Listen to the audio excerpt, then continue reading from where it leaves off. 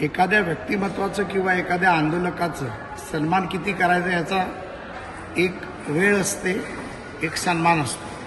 परंतु वेळोवेळी एखाद्या गोष्टीचं राजकारण करून समाजकारणाला खड्ड्यात घालण्याचं काम जर मनोज जरांगे पाटील करणार असतील आणि देवेंद्र फडणवीसांचा मुका घ्या, त्यांना जे करायचे ते करा, मी बघून घेईन. मनोजजी, मी तुम्हाला फार स्पष्टपणे सांगतो, आम्ही ज्या भागातून लहानाचे मोठे झालो ना, हे धंदे करूनच मोठे झालो. तुम्ही परवा दरेकरांना पण म्हटलात घरात घुसू पंखे तोडू, तुमच्यात हिंमत आहे ना, तुम्ही मुंबईत या आणि हे सगळे उद्योग आणि धंदे बंद करा.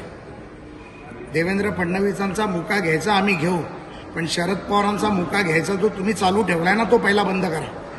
आणि मराठा आंदोलनाचं राजकारण करून त्याला खड्ड्यात घालण्याचं काम करू नका.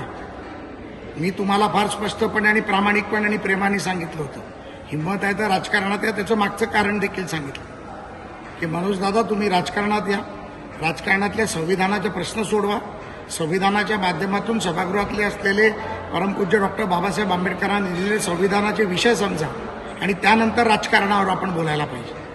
तुम्ही जर आमच्या बाबतीत खालची भाषा वापरणार असाल तर आता फार सौम्यपणे उत्तर देतोय. याच्या पुढचं उत्तर तुमच्या उत्तरापेक्षा घाणेरडं असेल, हे डोक्यात ठेवा आणि लक्षात ठेवा.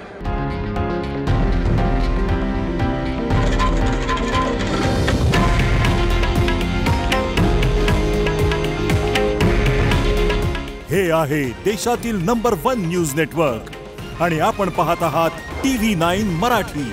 काळजी तुमची, हित महाराष्ट्राचं.